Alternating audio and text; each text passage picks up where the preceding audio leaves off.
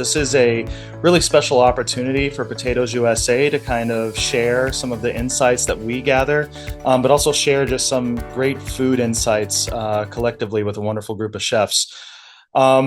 This city that we're in right now, Detroit, Michigan, is near and dear to my heart. As many of you know, I'm from Colorado, but I was born here in Detroit. My grandmother grew up in Southfield, and so a lot of the quintessential Detroit iconic dishes, Coney Islands, and things like that are hold a special place to how I grew up and some nostalgia for me.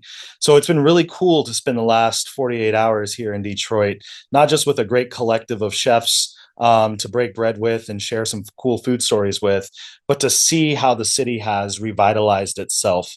My grandmother, who lived in Southfield, passed away about 3 years ago. And coming back to the city even then, you could start to see the spirit revitalize itself from when I was here in the 80s and 90s. But one of the things that really blew me away is just the ethnic diversity of food here. And, obviously we're here to talk about trends and potatoes and all of that, but, the food here is so vast. Everything from wonderful bakeries to the eclectic fine dining scene that they have here in Detroit. We went to a really great restaurant last night called Selden Standard, and just the attention to detail was immaculate. The focus on food quality, the presentation, it really turned my head around to what Detroit cuisine has really become and evolved to. But also just to see how they're incorporating some really iconic Americana dishes and things that are special to Detroit into these new avant-garde presentations has been really cool. Obviously, there's lots of loaded fry dishes. We went to a great restaurant yesterday morning for breakfast, and they had a gumbo-style poutine, which you wouldn't think of for Detroit, but they're working with chefs from around the country to put their spin on certain dishes. They had a traditional Canadian-style poutine with the cheese curds and the gravy. We've seen wonderful iterations of fries that are seasoned and coated with different things. Last night at Selden Standard, they had a wonderful salmon dish that was on top of a potato cake that had this passion fruit mango sauce on it. So we've seen some really eclectic things. Whenever I'm at an event like this, and GCIA and ICCA do such a great job setting the stage for what's on trend, but also making it a great culinary learning experience that we can all share some great stories around. So for me, this has been wonderful. It's been really kind of heartwarming to see a city that I know and love really kind of rise up to a great spot on the food scene. I'm super excited today, though, to have Shara and Rob share not only some great consumer insights and attitudes and usage data, but also some trends as well, where food is going in the future, specifically as it relates to potatoes. But I think Shara and Rob will both kind of highlight a little bit on what we're seeing and why it's relevant to your customers. And just to reiterate, Potatoes USA does a great job inviting chefs into our home at the Spud Lab in Denver. We hope that you all will take us up on our invitation to work with you and your brands to help invent the next iconic potato dish for all of your wonderful concepts. And when we do development, I was telling some chefs this earlier, when we do development specifically, we want to understand what is important to you and your brand strategy, because it does us no good to come up with a really great potato dish and then have it not align with either your business strategy, your labor strategy, or even your food costs. So we want to understand your business full and through. And we invite you all to, if you have a potato question, if you have a conundrum that's happening in your business, whether it be a labor constraint or food styling situation, or even a recipe development question, let us know. We're here to help. We're here to aid. With that, I am super excited to pass it over to the rest of the team here, who's going to share some wonderful insights. So from Detroit, this is RJ Harvey signing out, you guys. Thanks a lot. Thanks, RJ. That was great. Really appreciate you being here with us too, just to, your perspective on what we're seeing and what we're doing, and how this is all happening is really amazing. So we have with us, again, we have Rob Renegar, who's the Insights Director and Partner at SRG. SRG is an association out of Boulder, Colorado, and they're amazing partners with us too. So he's a partner of that firm, but they're great partners, with GCIA and ICCA. Many of their clients are sponsors of ours, including Potatoes USA. So they've got some really insightful information. It's a it's a patron study about consumer preferences. So I think that's going to be really cool. He's going to do that. And Shara is, you guys know Shara Orem. She is one of the people that we have been working with. I've known for a long time, but we've been working with her. She's our key point person now for Datassential, which I really appreciate. And what she is going to talk about is, Rob is going to talk more about the consumer's preferences, and Shara is going to talk more about from the operator's standpoint, what's happening there. So putting those two together, and then we're going to go live to the rest of the group that's here with us in Detroit for the Q&A at the end, which will be a lot of fun, especially since they're in there. RJ and I are sequestered in a quiet room here, and they're having cocktails. So anyway, I'm going to turn this over to Rob now. So Rob, let's hear what you got to say. And Great. Well, thank you very much, Kevin. And real quick, as Kevin said, I work at SRG. I'm an insights director and a partner here at SRG, and we are based in Colorado.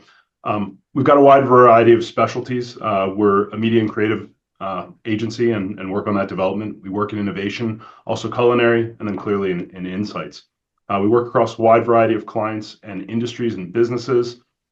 We've got 6 of the 7 continents covered. But as such, one of these areas that we work in is the commodity board. And that's what's really bringing us here today, that's the extensive work and the long-term relationship we have with Potatoes USA. We are going to focus on one study here, which is that patron study that Kevin mentioned, talking with, you made me hear me call them guests, patrons, consumers. We're talking about the same people, the people that are coming into food service establishments and restaurants. But this is just one of those many studies and projects and initiatives that we've had the pleasure and honor of working with for Potatoes USA. We started this study with a really basic, foundational, but powerful objective of understanding habits and opinions of those patrons that we just mentioned. We're looking at this overall, but also how this relates specifically to potatoes and to understand how and if that is changing. This is a study that we run on a regular basis. And so this was the most recent update that we fielded in October, November of 2024. Methodologically, we're talking to about 1,500 consumers aged 18 to 75, representative of the U.S. on age and region. And it was a pretty short study, moderately long at 15 minutes. But who we're talking to were those patrons that are at least 18 years older, and they need to eat out at least once or twice every 6 months at a minimum. We also made sure that they're eating at least once at one of our focused restaurant types or segments: traditional fast food, fast casual, casual dining, or mid-scale. We also just did a little bit of making sure that we had representation of both higher and lower income groups. So at least 50% were over the age of, not over the age, had an income over 60,000. So that we can get into the interesting things. These are just some high level points that we'll get into. But what we saw in this 2024 update, we're seeing that potatoes are now tied with beef as that most associated item or food type on restaurant menus. So that moved up from where it was 2 years ago at number 2 to tied at number 1. So this means that consumers are expecting to see potatoes. That's what they expect when they go into the restaurant and when they are ordering. And in fact, it's 74% of patrons associate or expect potatoes to be available and on that menu. And that's across all of the restaurant types. And that is up tremendously. That is a 14-point increase from a percentage basis when we last ran this. So potatoes are gaining in that popularity and expectation when it comes to food service establishments. Now, in terms of what they're ordering, I don't think this will surprise too many folks, but fries tend to be that most ordered single item when we talk about the forms of potatoes, and it increased in terms of the frequency of ordering. Secondary forms for potatoes would be mashed potatoes and hash browns. Okay. We also see that why are they ordering potatoes? And they're ordering them because they love the taste. They appreciate the taste that potatoes bring. They also find them to be satisfying and satiating or filling. And that is those top motivators for why they want to order potatoes. Now, when it comes to the menu and we think about what this means to the operators, well, patrons are willing to pay more for a dish that has potatoes versus one that does not. nearly half of our respondents indicated they're willing to pay more for that dish with potatoes. Now, that is down slightly from where we were in 2022. We know there's a lot of factors in that, but you still have nearly 50% saying they will pay more. Now, potatoes, part of the reason that they're willing to pay more is potatoes make the dish more appealing. And as such, patrons are willing to pay in the area of $3 to $8 more for a dish with potatoes versus one without. Now, again, we're talking across restaurant types here, but on average, it comes out to $6.18 more for that dish with potatoes versus one without. So those are just some high top level facts and findings here, and I'll dive into some of the specifics. When we talk about ordering choices, as I mentioned, it's about taste and flavor, the value potatoes provide, and freshness. These are going to be the drivers, and this is consistent with what we've seen in previous years. But if you see on that right, that top box change, those rating it first, second, or third in terms of factor importance, those are tremendous increases in importance. So if anything, when people are coming in to choose to a restaurant, taste, value, and freshness are even more important. And that's going to play into this decision and what they're deciding to do and how potatoes factor in. Okay, but these are a wide range of attributes in terms of what's going into that decision. And as I mentioned, potatoes jumping significantly. When they come into a restaurant, patrons are expecting to see beef and potatoes first and foremost. Nearly 75%, 3/4 of the population expects to see something that incorporates beef and something that incorporates potatoes, and we're not including sweet potatoes here, obviously, on that menu. You see that second tier of poultry and side salad. But again, tremendous jump from 2022 to where we are now, tied with beef. We are expected to be offered, and we're anticipated to be offered when they come in to that food service location. Now, as I mentioned, this is across all of the restaurants we talked about, but it holds strong across the primary restaurant types that we included in this study. And in fact, it actually increases. Fast food, where some might say, well, that's what you would expect with French fries, being a primary potato form that's offered in fast food quick serve establishments. Well, actually, it increases as we move up the restaurant quality chain here, all the way up to casual dining at 78%. So again, potatoes are expected, and it doesn't matter what restaurant type you're in. They expect to see potatoes on that menu. Now, as I mentioned, fries are the number one form that is ordered by far when we look at these different forms that we asked about in terms of our patrons. So they remain that dominant and most ordered potato form. Below that, we see mashed potatoes, hash browns, baked potatoes, some of those more common and mainstream forms that are used. Interesting here, we do ask about sweet potatoes. Sweet potatoes have dropped, and they dropped significantly in 2024. And this just is showing that there's a little bit of a nuance there. Sweet potatoes are actually coming down significantly, whereas potatoes continue to perform very strongly in terms of that frequency of ordering and preference. Now, I want to share a little bit with you with another study we have coming out. We haven't fully shared this, but I'm allowed to share little excerpts. This one is actually, we asked about when they eat out or takeout. So when they dine in, they're dining in and eating in on premise or takeout delivery, what are their favorite sides? And in terms of number one favorite side, we are the number one, and we're tied with side salad when they're dining in. We're actually the number one by a healthy margin in terms of takeout and delivery when it comes to potatoes, and that form is fries. And you can see where the rankings are, and we have some of the other forms there as well. But fries are the number one favorite side dish in terms of restaurant ordering, be it dining in or takeout and delivery, and that is great to see. But again, I wanted to share this to you because it ties in really well and dovetails with this study. This is our 2025 Potatoes A&U study that will be coming out shortly, and that Potatoes USA will be sharing. Now, we talked about ordering potatoes, but why don't patrons order potatoes? Well, the most frequent reason that they provided is preference for other sides. And second to that is they feel that the potatoes that are offered or the potatoes that they think of wouldn't go with that other food that they're ordering. Those are your two most prevalent barriers in terms of that. And I want to keep those in mind, especially that second one about not going with other food, because I think that talks to the opportunities, and we'll get to that in a couple slides, the opportunities that are there for restaurants when they think about the menu and offering potatoes on that menu. Now, the other thing is I just mentioned that other study we have coming out. In terms of barriers, there's going to be some really great information on this other study where we're talking to consumers overall. But in terms of restaurant and being related to food service and restaurants, we know that the preference for potatoes is actually increasing, and seeing the barrier of feeling like they already eat enough potatoes is decreasing. And so I really encourage you, when that study comes out, it dovetails with this really well and is supporting it. And we're seeing continued positive traction for potatoes when it comes to the consumer.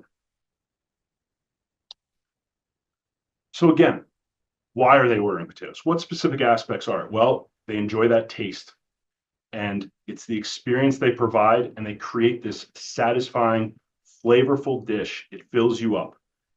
Variety of reasons here that potatoes perform extremely well in, but the top ones are about taste and the fact that they work well as a side dish.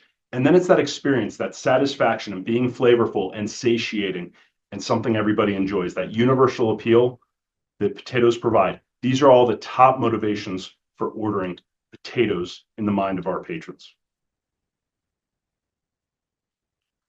And there's no downside to putting potatoes on the menu, because when we talk about including potatoes in a menu item, the majority, 52%, say it makes that dish more appealing. An 8, 9, or a 10 more appealing on a 10-point scale. So very much more appealing. And then you have a pretty large group that says it doesn't make a change at all, but really there's no downside. There's no downside to having potatoes on that menu. Only 3% say that would be less appealing. So the appeal of potatoes is global, as there's appreciation for everything that potatoes are offering. Now, I mentioned that this appeal leads to a willingness to pay more for dishes with potatoes. And that is true. 48% indicate that they are likely to pay more for potatoes. 15% saying much more likely, 33% saying somewhat more likely. Then how much more are they willing? The median answer is $5. The average is $6.18. But really want to focus on those two biggest segments there, the $3 to $8. That's 55% are willing to pay somewhere in the range of $3 to $8 more for a dish that has potatoes versus one that does not. This really brings home that idea of the appeal of potatoes does translate to a willingness to share their wallet, a willingness to pay more for those dishes that have potatoes. That's not to say that potato dishes are perfect the way they are currently. Our patrons agree that they would like to see a wider variety of potatoes being used in those dishes, and the potatoes are being used in more dishes. It's also important to consider having some healthier options in their mind. And when they're out and enjoying the occasion, as one would expect, there's also an interest in those dishes and meals being prepared in a unique or gourmet way. These are just some of the ways where we can enhance that and consider moving forward. How do we increase that appeal? And how do we increase that area that potatoes plays and can play in the menu? Even more specifically, we asked our respondents, what could restaurants do to improve what they're doing in terms of those potato and potato dishes that you've seen or had? And so overall, what we're seeing is patrons desire that elevated experience, and that comes through elevating the offerings that potatoes have and bringing innovation to potato dishes by increasing the variety use, using new and different varieties that might not be as common, that they might not be as familiar with, that they may not have in their home when they cook with potatoes, offering new flavors and new flavor combinations and new forms. But key here is ensuring that there's consistency in the preparation and quality. Want to make sure that whatever innovation and new steps we take doesn't take away from that overall experience. And so in conclusion, as we've shown, potatoes remain one of the patrons' most favorited vegetables and sides, and this is because of that flavor and taste that potatoes provide, their consistency in preparation, and that versatility they offer to the patrons. This does translate to that increased appeal of potato dishes when they're present, and that drives that willingness to pay more, to bump up in terms of that spend because that dish has potatoes. But there is an opportunity, that opportunity to address that desire for innovation, for newness, for different than what is always there or what they always expect, and using potatoes to do that through new varieties, forms, and flavors. And that product innovation leads to providing our patrons with those new and different potato options that will go with a wider variety of food. Remember, that second highest barrier there was, I don't think that it's going to go. The potatoes are going to go with the food I ordered. Well, that's something we can address through innovation and give them different potato forms that now have a wider variety of foods and dishes that they can go with, and ultimately increase potato reach. And so with that, I will say thank you. On this page, and if you get the report, this will take you to a reference page that has research and initiatives and other information coming through Potatoes USA. But with that, I did want to say thank you for your time and for following along with me. So, Shara, we'll just go to you and spotlight you for everyone. There you go. Fantastic. Thank you so much, Kevin, and great to see everyone. We're going to start looking at the state of the menu first. So how current menu sizes are shifting across segments and day parts to kind of set the stage. So first, if we look at segments, we see that menu sizes across all segments, except for fine dining, have exceeded pre-pandemic levels. So this is really encouraging. Innovation, number of menu items is increasing again. We are back above pre-pandemic. We see that fine dining had the largest pandemic decrease in items per menu, and they just don't seem to be trying to recover to prior levels, but rather they seem to be keeping streamlined offerings in that particular segment of the industry. Now, if we look here at chains in particular, and chains over 250 units, if you see at the bottom there, we see 23% increase in menu size over the past year. That is a really significant jump. In prior years, larger chains have been really cautious about adding menu items to their post-pandemic menus. This year, they have the largest items per menu gains of any operation size. So they started with softer gains in the early part of 2024, and then finished with really huge gains at the end of last year as they added new menu items that they carefully vetted over the prior several years. And if we look at this size of menu by different day parts, we see that while still the smallest menu, lunch in particular is continuing to slowly rebound with increasing menus for those offering it. So if an operator offers lunch, it's a key differentiator, and they're continuing to grow those menus. Much of the growth at lunch that we see is from fast casual restaurants. However, we see that QSR, mid-scale, and also casual dining have added items to their lunch menus.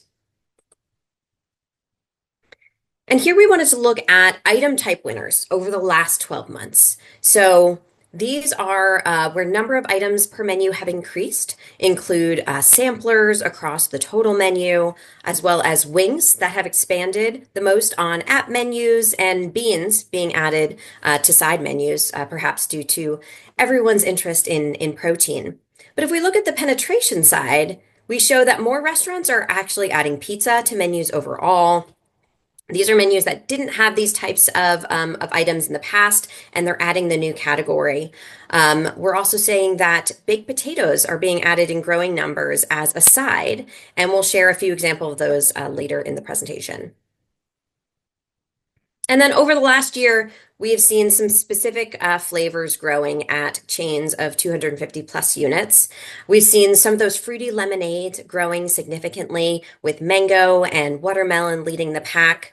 We also see fiery as a nod to that spicy trend that continues to grow, and some traditional sweet flavors aligned with the little treat culture that you may have heard my Datassential colleagues talk about on webinars, such as snickerdoodle, salted caramel, mixed berry. And then rounding out the top 10 growing terms is actually potato soup, with 38% growth over the past year on those larger chain menus. And if we look at a few recent potato soup launches from chains, we leaned into the loaded trend. So you see this loaded potato soup from Captain D's being offered in November of 2024. We also see riffs on a baked potato. So baked potato in the form of a soup. We know that consumers love baked potatoes, so why not offer that in a soup form, which we saw in the past year from Panera and Au Bon Pan. And then we wanted to look at potato menu segmentation as well. So more than 3/4 of breakfast and all-day menus feature potatoes. So showcasing these are great places to start when looking for innovative offerings and pairings. But there's also key opportunities for innovation growth for potatoes across lunch and dinner as well. We looked at some of the top sauces and flavors for potato dishes across chain menus and menus as a whole. And we see some of those very traditional flavors with the highest penetration, as you might imagine. Things like garlic, barbecue, butter, and sour cream. They're certainly layered potatoes with menu penetration. We also see that jalapeno pepper is popping up and is at the bottom of the list, but still one of the top 10 for menu penetration paired with potatoes. And if we want to look at some of those that are more trending, more unique, they may not have the menu penetration right now, but these are the ones that are growing the fastest at the 4-year growth rate. So cool, creamy sauces like bacon ranch, Parmesan sauce, and fry sauce all are trending with potatoes these days. We're also seeing sauces that bring the heat, such as Nashville Hot, Mango Habanero, Hot Honey, and Spicy Aioli have seen year-over-year growth on menus featuring potatoes.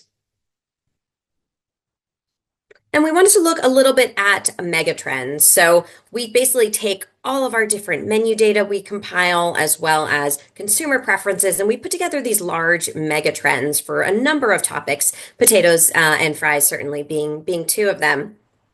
One of the things you'll see here with potatoes is global flavors continuing to grow. So in that inception level, we're seeing the Mediterranean and Middle Eastern cuisines as a key innovation area, as well as dumplings and pasta, as well as Indian cuisine as key growth opportunities and things we're starting to see with potatoes on menus in that adoption phase. So there's key opportunities to lean into these global flavors by showcasing them with potatoes, which we know consumers know and love. And then we wanted to look at some top performing limited time offers that are featuring potatoes. So we have here a baked potato with crispy chicken. You can't turn around to any large chain restaurant without finding crispy chicken strips these days. So why not pair them with a delicious baked potato? And that received a really significant 78 volume driver score within our launches and ratings database. We also see bowls are a huge mega trend in the proliferation phase. And two examples that we saw launched just this year include this crispy chicken mashed potato bowl. So leaning into delicious mashed potatoes topped with crispy chicken. And this was actually from a convenience store, Get Go, in February of this year. And then, of course, we have Nashville Hot continuing to grow and gain interest. Nashville Hot Famous Bowl with a base of mashed potatoes launched by KFC earlier this year. And rounding out with our loaded potato chowder at Stewart's.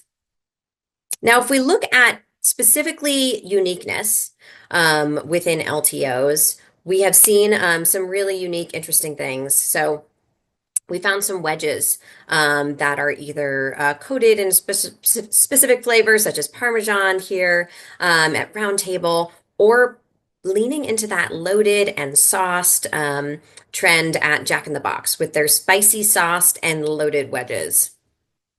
We'll also see some nachos and then that honey bacon Brussels sprout hash from First Watch. And just seems like an incredible way to start the day, pairing delicious spicy sauces as well as eggs and potatoes all coming together. And we wanted to also take a moment to talk a little bit about fries as a specific category. So when we talk about fries, we actually looked at fry affinity by generation. So you'll see here classic varieties like curly fries, seasoned fries, and home fries all rank among consumers' most love across all generations. But what's interesting is we find some generational skews. You'll see here for truffle fries in particular, pops with a younger demographic, that Gen Z and millennial. They're bringing in that higher end element, pairing with fries as something that a growing number of them love and like. We're also seeing cheese fries resonating higher with Gen Z and millennials. And as we know, millennials continue to be the foodie generation. So they are continuing to look for more flavors. They have a higher affinity across all foods for flavors in general. And there is no exception here. So in the fry category, they have a higher index for a number of the specific fry varieties, included loaded, as well as those chili cheese fries for the millennial generation. And then, as I mentioned, we do look at those mega trends for fries specifically, in addition to potato as a whole. So when we look at the mega trends specific for fries, we see breakfast as a key opportunity for innovation. We also are looking at new spices and dish inspiration that lead into that global trend, similar to the overall potato trends. And then loaded fries have reached proliferation, but certainly have a lot of room for innovative toppings and bringing in a variety of flavors to showcase on those loaded items. We took a look specifically at some cheeses that are trending with fries with menu growth over the last 4 years. And some of the ones that we see are, again, leaning into that global trend with queso and feta popping. And then, as I mentioned, consumers cannot get enough protein. Protein is everywhere, so definitely adding some of those proteins onto our delicious baked potatoes or or fry offerings. So we're seeing growth for things like grilled chicken and buffalo chicken topping of fries, as well as carne asada. So taking that traditional Latin Mexican steak and pairing it with your fries to add an innovative and delicious element. And then I have some top performing fry introductions that I wanted to highlight. So again, leaning into that loaded fry, we've got brisket loaded fries. So taking a delicious brisket, adding those on top of your fries. I mean, that has a incredible high score of 95 in our composite index, ranking it as a superstar. And actually, majority of these that we're showcasing here are all superstars across our rankings. So also the steak street fries from Ruby's, pulling in, pairing the protein with a delicious fry, adding a creamy sauce, definitely seems like a winner across many of these brands. And as we were looking at breakfast as a key new unique indicator, we have the all-world breakfast burrito that's coming in, adding fries into a just delicious burrito, showcasing a new way within breakfast to showcase fries. And then lastly, kimchi fries came in at Charlie's Philly Steak in September of last year. So adding in a very unique global element, pulling in kimchi, some cheeses, gochujang, keeping that Korean element, definitely had some specialty appeal, but very high scores across the board for that LTO.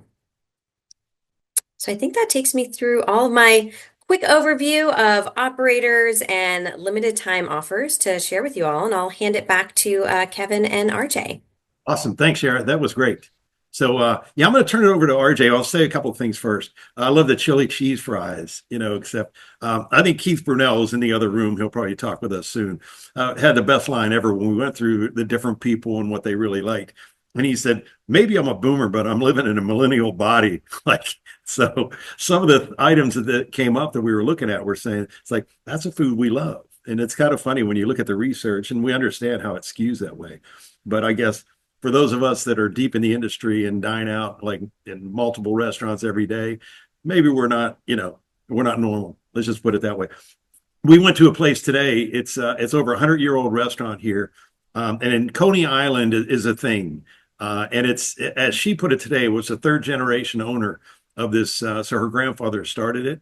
And basically what they said is Coney Island in New York is a theme park, but we created the Coney Island hot dog.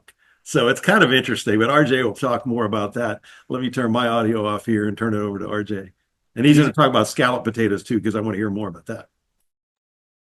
Well, thanks, Kev. I appreciate that. Just wanted to chime in real quick. I mean, Rob did such a great job making the business case for menuing more potatoes and sharing what patrons are experiencing and what operators are experiencing too. And Shara definitely highlighted all the trends.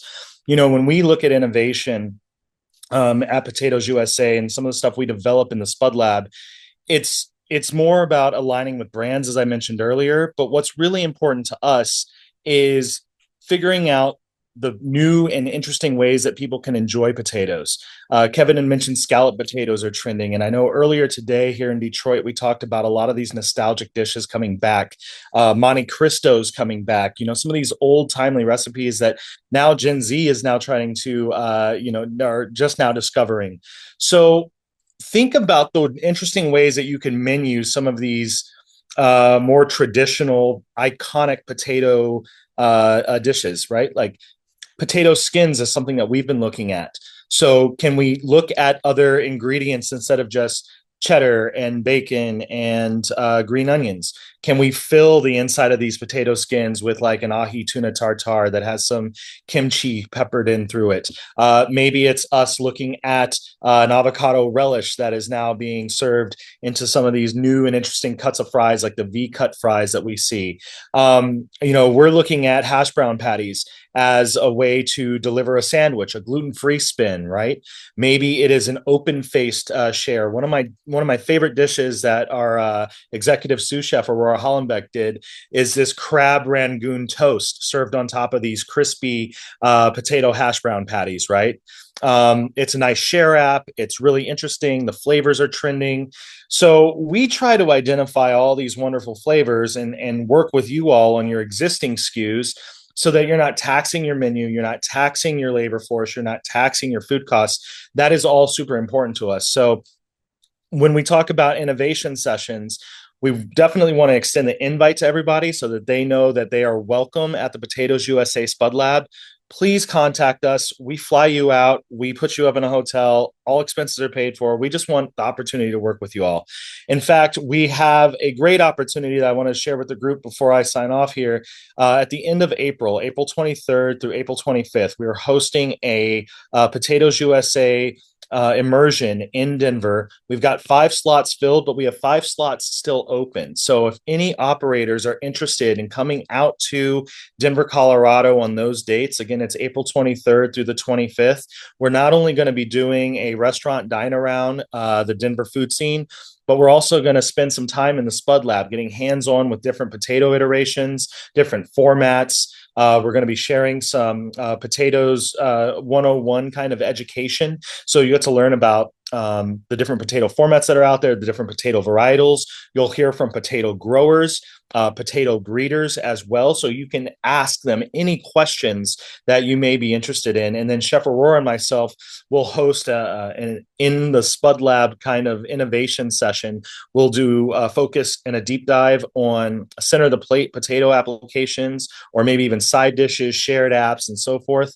So no matter what your restaurant brand is, if you're into pizza, if you're into an Italian themed concept, burgers, chicken sandwiches, you name it, we're going to be trying to focus on it and really do a deep dive. So again, we've got 5 slots open. Please reach out to myself or anybody on the SRG team or the Potatoes USA team, and we'll get you signed up for that. I realize it's a tight turnaround, but we do have 5 slots open. So please reach out to us. We're excited to have you all come out and visit us in Denver. And again, we're just here to be a potato resource for all the wonderful operators that are sharing their time. Your time is valuable, and we respect it so much. So we're willing to go the extra distance to show that we're a great partner and resource for you all. You can see now we're going live to our group that's here in Detroit. So wanted to have some of the people that have been with us for the last 2 days. Obviously, Texas Roast, we sell a ton of potatoes. It's it's constantly coming in. We can't buy one variety. We're constantly experimenting with it, but we know we can't just be complacent and sell the same thing, right? It can't just be a loaded potato for us. We do potato skins, but we play around with a lot of different ideas. we're testing a deviled egg that actually uses leftover potato pulp from our baked potatoes that's in the yolk and everything else that we're doing with it. It's kind of a cross between like a potato salad, egg salad type of thing, and our deviled egg. It's working really well for us. We're looking at potato hush puppy type of deals that we can fry. In your presentation, Datassentials, one thing that stuck out was, our loaded French fries and our loaded skins, we're using cheddar cheese. We're melting in the salamander. We're trying to make a shift actually using queso or cheese sauce for it, because we're actually seeing that that's what our consumers, especially younger consumers, want to do.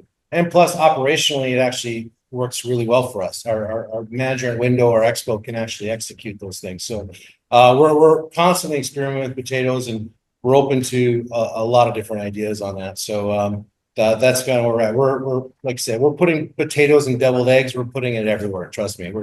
We're trying to. We cook our potatoes up, but we have a lot of leftover. We make our potato skins. We don't have an outlet for the pulp, right?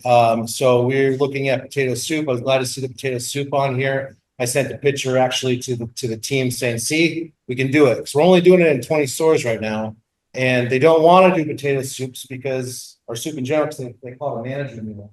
And the servers just all the damn soup. But our consumers that area, they love it. So anyways, great presentation. It's interesting because obviously French fries, mashed potato, like we love it, but sometimes we take it for granted, and there's other things we can do with it. So I think as chefs, we tend to lean into the fresh side a little bit more. We think that because it's fresh, that's inherently better. But I got to be honest with you, and I've been in the potato industry now for 8 years. The processed potato products that are out there now are absolutely outstanding, not just on the frozen side of things, but also D-high. And when we talk about D-high or instant potatoes, there's a lot of wins operationally. When we think about 100% yield, easy on labor, easy to store, and you don't have to just treat it like it says on the instructions on the package, right? You don't have to just use it for instant mash. We're doing amazing things using some D-high products. Chef Aurora came up with a wonderful bagel recipe using instant mash, Greek yogurt and flour. It bakes up in a matter of minutes. And while it's not a true like New York style bagel, it is a delicious bagel. And you can use a 1-to-1 gluten-free flour ingredient to make a gluten-free bagel out of it. So, we're finding so many interesting things to do with it. D-high shreds can coat a mozzarella stick, right? That is all of a sudden a gluten-free mozz stick. So I implore you all to look at some of the different potato products that are out there. If you have a question on what products exist, how do you get sourcing for certain products, reach out to us. We can process what's called a trade lead, and you let us know what type of characteristics of a product you're looking for. Let us know the quantities you're looking for, what distribution centers you need that product in, and we can reach out to the potato industry. And while we can't connect sales leads for you all because we have to play within certain rules, right? What we can do is we can ask the industry, and then we leave it up to the industry to contact you so that you guys can make those business relationships happen. But we can certainly point you in the right direction. So any and all potato products, we're well versed on them. So reach out to us as a resource if you're interested in what products exist and how you can utilize different products interestingly. Hi, everyone. Here in Detroit with everybody. As you can see, and many of you have been on these tours before, we actually eat a lot. Yesterday was Jean Day. Today is Stretchy Pant Day. So we really have been really enjoying the event so far. I mean, with the food, actually just chatting briefly with Josh over here. He was going through pictures and he mentioned something about 80 items we have tasted in the last less than 48 hours, which is a lot. But we find space, and then you could always end something up with what was it yesterday? We were at a deep dish pizza stop, and we're like, oh no, just order a milkshake. And it was like, no, I can't eat that. But you always have room for a milkshake because it just slides down easily. But we'll talk about that milkshake a little bit. It was a there were boozy milkshakes, and they had vegan ice cream. You couldn't tell. I mean, it actually had sea salt caramel, what was it? And then it had Crown Royal apple. Does anybody remember the other I think it was Bailey's, like sea salt caramel Bailey's, and the Crown Royal apple, which was a really good, mixed in with vanilla. There's coming cookies here. And then today, just another fun take, something nostalgic, milk and cookies, but they called it adult milk and cookies. And I don't recall what was in this one. Vodka Kahlua and coffee ice cream. Delicious. People were eating the cookie and I'm like, no, dip it. It's really, really, really good. Other than that, I mean, it's really great to see a lot of, like Chef RJ was talking about earlier, just some kind of modern twists to some things that we've seen, like some of the, today was a baby gem Caesar. We also had some kind of a fancied up Cobb salad. Of course, we went to another pizza spot to kind of see the variations. Ultimately, it's been a really great feel, and I'm going to be completely honest. A lot of people were like, "Oh, you're going to Detroit. Be careful! Be careful! Be careful!" Everything, I guess, the perception of Detroit has been debunked. At least by myself when I see it. It's just been a great tour. Lots of great chefs here. A lot of great food. We have had everything from casual dining to a little more upscale. Gosh, what else will we touch base on? Yeah, Vanessa, why don't you talk about Alamir? To me, I think that was Alamir. I thought that was fantastic. Yes, as you mentioned earlier, Detroit has a very strong population of Muslim community. And so with that comes really good food, because it's like going to, your grandmother's kitchen. And it did remind me of some of my family who had married someone who was Middle Eastern. And it was just brought back memories from Turkish coffee to, I didn't see lahmacun, but I was thinking lahmacun. But there was, the pita with kebabs and kebe and kufta, and hummus was so silky. It's been a really, really good experience. It's really nothing ever bad. And then we went directly after that, we went to a bakery, and it was Middle Eastern pastries. Boy, that were so much. I think a lot of phyllo, a lot of honey, some hints of rose water on some of the items. Just some really great desserts that they had there. I mean, pistachios, right? Pistachios are really big there. And gosh, anybody else want to add anything? Yeah. Motown. Yes. Oh gosh. I had a lot of family respond to a post I did just separately on Motown. I think everybody here has had an experience with one of the songs. Me, it was multiple songs. I was telling Kevin yesterday we were leaving. It was a great experience. It was very emotional for me because of my godmother who recently passed, and she was a huge Smokey Robinson fan. And she would always yell his name out when her song comes on. She would always dance all the time. And it's just brought back a lot of happy memories. So it was really great to experience that and to see how everybody knew each other in Motown and how they got started. I mean, it was cute to hear him say, like, Barry Gordy lived, a couple doors down, or Smokey said he lived a couple doors down from Diana Ross, and he went to high school with the Temptations, and it was just all one huge family. So that was an awesome experience. What else can we touch on? Yeah. Yeah, everybody says Motown was a great experience. So if you've never been to Detroit, make it a point to go to the Motown Museum for sure. You can really feel the city feels alive. I mean, you can tell that they're proud of what's happening here. And that's really something that's really special to me, to be able to see that, because, some of these cities really suffered for decades. And this one in particular, probably harder than anybody. And to see where they are today, I mean, that's the resilience of, United States of America. That's how I look at it. It's this cross-pollination of all of us, from different parts of the world, our families are from, to come together and make sure that, we are going to make something together of our communities. And I really love that. I have a potato question, back to potatoes. We're in the QSR, Mexican Southwest, Tex-Mex segment. And I'm Mark Casal, by the way, with Dos Coyotes. Are you seeing any potatoes penetrating into that segment of the restaurants, Latin, Mexican, things like that, besides carne asada fries? All right. Yeah, I'll take that. We are seeing a lot of really cool iterations of potatoes into Mexican and Southwest cuisine. When you go to Mexico, you do see a lot of potatoes integrally in their cuisine. So papas dorados, you've even got different iterations of stews and soups that incorporate potatoes throughout the Yucatan and into Oaxaca and so forth. But we've been doing a lot of iteration, mainly because or a lot of innovation with potatoes in Mexican cuisine, mainly because I love Mexican food. But also we just think it's a great blank canvas for flavor for the chilies, for the nopales, for the toasted corn, for the cheeses.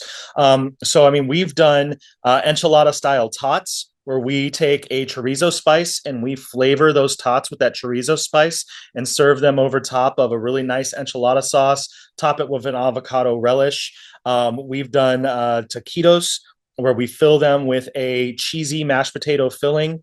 We've also done trying to think off the top of my head here. There's so many of them. Oh, we've done like a masa corn dusted crispy potato chip, where we thinly slice the potato chips and then dust them in masa harina and then deep fry them and then serve them alongside of a braised short rib stew. So you kind of like dip these masa coated corn chips in potato chips into that stew.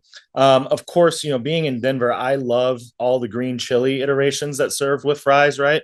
So you can do fries, you can do tots. But one of the things that I really love doing is taking a little green chili, spreading it on top of those hash brown toasts, a little queso Oaxaca, some pulled carne asada, or even some carnitas on top, and almost like eating it like a really nice Mexican pizza, but your base is the crispy potato hash brown. So, I'll definitely hand it over to Shara and Rob, especially Shara, if you're seeing anything trending on menus, from a Mexican spin with potatoes, but it is quintessential to Mexican cuisine. And I just wish we would integrate potatoes more into that Tex-Mex four-corner Southwest cuisine. I think that you have the perfect concept to do that there at Dos Coyotes. I think the dish that RJ just described would score off the charts with our launches and ratings. So I definitely hope someone will take that and run with it and work with him on testing it with your specific consumer with our launches and ratings database and see where we can go from there. But just greatly appreciate the invitation to join the session today, Kevin and RJ and Rob. Great presenting with you all.